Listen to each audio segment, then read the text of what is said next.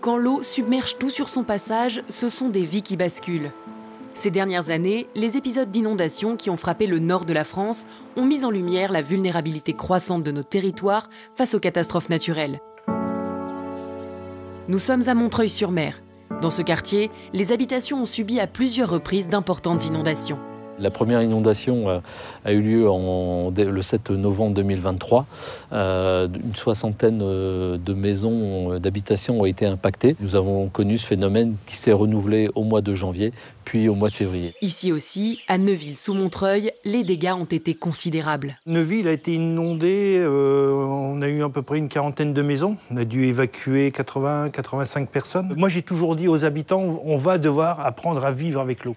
Pour les collectivités, il est devenu indispensable d'accompagner les sinistrés face à la récurrence de ces événements et de construire une stratégie d'adaptation pour répondre aux risques d'aujourd'hui, mais aussi d'anticiper ceux de demain. Nous avons consigné tout ce que nous avons, vécu, et ça nous a permis d'amender tout ce qui est plan communal de sauvegarde pour de futurs phénomènes qu'on ne connaît pas l'échéance, mais on le sait qu'ils arriveront. C'est heureusement aussi grâce aux assurances que les gens ont pu être relogés. Et l'impact par rapport à ces maisons-là, en fin de compte, c'est plus de 6 mois sans être habité. Maintenant, il faut reconstruire. Mais la priorité, c'est d'arriver à adapter l'aménagement du territoire à cette intensification des catastrophes naturelles qui est directement liée au dérèglement climatique, dont on sait qu'il va amener des événements plus intenses et plus fréquents. Un certain nombre de bâtiments vont être menacés par ces événements. Et donc, il s'agit de s'y préparer.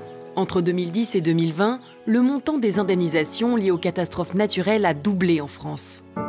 Pour CCR, anticiper les conséquences du changement climatique est une priorité. CCR a un rôle de réassureur public avec la garantie de l'État. C'est le réassureur qui permet aux assureurs d'être solvabilisés quand ils interviennent sur des très très gros périls, des très gros risques comme les inondations. On a un deuxième rôle dans nos missions, dans notre raison d'être, qui est d'être conseiller en matière de politique publique. C'est-à-dire que de façon autonome, indépendante, nous donnons notre avis sur comment doit fonctionner le régime ou sur comment doivent fonctionner tous les systèmes autour du régime, et notamment le financement de la prévention, le financement de l'adaptation, la façon de faire les cartes sur le territoire pour dire où sont les risques et comment on s'adapte. En 2024, à la Madeleine-sous-Montreuil, le restaurant du chef étoilé Alexandre Gauthier a été inondé 2 fois par la Canche, la rivière qui longe le bâtiment. Depuis, le chef s'est adapté, mettant en œuvre des mesures de prévention pour limiter l'impact des inondations sur son établissement. On était fermé 16 mois quasiment. On s'est adapté. Le premier sujet, de retravailler un peu plus avec son assureur et puis faire que le contrat d'assurance soit au bon endroit, à la bonne valeur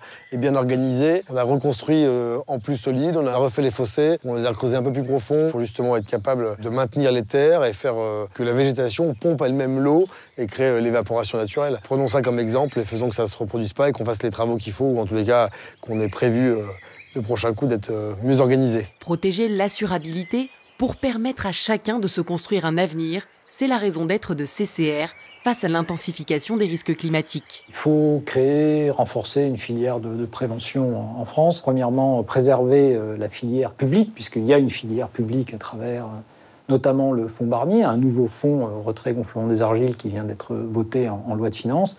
Donc ça, c'est la base, il faut renforcer au rythme, entre guillemets, des sinistres prévisionnels, c'est-à-dire faire en sorte déjà qu'on mette suffisamment d'argent public, qui là est très utile pour financer des grands travaux classiques, etc. Mais ensuite, il faut aussi arriver à embarquer le privé, le secteur privé dans ces investissements, d'où le fait que nous ayons lancé un fonds qui s'appelle le Climate Change Resilience Fund, donc CCRF, qui vise à investir dans des startups qui proposent des solutions innovantes pour prévenir certains risques, certains périls naturels. Il serait parfaitement sain et logique que cette filière, prévention et l'adaptation aux risques naturels, se crée également en France. Et en tout cas, pour ce qui nous concerne, nous jouerons toute notre part dans l'alimentation, le démarrage de cette filière. Direction le Dunkerquois. Un bord de mer au paysage magnifique, mais aussi un territoire particulièrement exposé aux aléas climatiques. Ici, des stratégies de prévention sont déployées depuis plusieurs années. Dans le cadre de l'adaptation au changement climatique, nous avons 2 objectifs principaux de protection. La protection contre la submersion marine, la montée des eaux et le fait que la mer vienne sur les terres, et la protection vis-à-vis des inondations continentales, c'est-à-dire la problématique en fait des inondations liées à des événements climatiques type orage et intensité pluvieuse extrêmement importante. Beaucoup de choses sont faites sur ce territoire en matière de prévention. Là encore, on est sur le territoire de Dunkerque, donc on a des ouvrages de protection très importants qui vont protéger la ville, qui vont protéger le port, sur la base d'une adaptation au changement climatique fondée sur la TRAC, la trajectoire de réchauffement de référence d'adaptation au changement climatique. Beaucoup de choses sont faites, sont en cours, il y a encore beaucoup à faire, mais je pense qu'on est sur le bon chemin. Si ces politiques portent leurs fruits, c'est aussi grâce à la mobilisation conjointe des pouvoirs publics et des assureurs. On voit bien que les solutions de prévention et d'adaptation ne sont pas du tout les mêmes. Ce n'est pas la même chose de prévenir des inondations dans une petite commune pour des biens individuels, pour des petits commerces, des choses comme ça, que d'avoir des très grands travaux pour protéger l'ensemble d'une région avec des moyens très importants, mais dont l'effet économique et social est absolument majeur. Nous, à chaque fois qu'on va sur le terrain, on voit des situations très très différentes et on peut regarder ce qui fonctionne et ce qui fonctionne un petit peu moins bien. On a aussi des retours d'expérience qui nous permettent ensuite, pour nos propres politiques, à la fois en tant que réassureur, mais aussi comme conseiller vis-à-vis des politiques publiques, pour voir ce qui, globalement, peut être amélioré dans le système. D'ici 2050, les catastrophes naturelles vont augmenter d'environ 60%.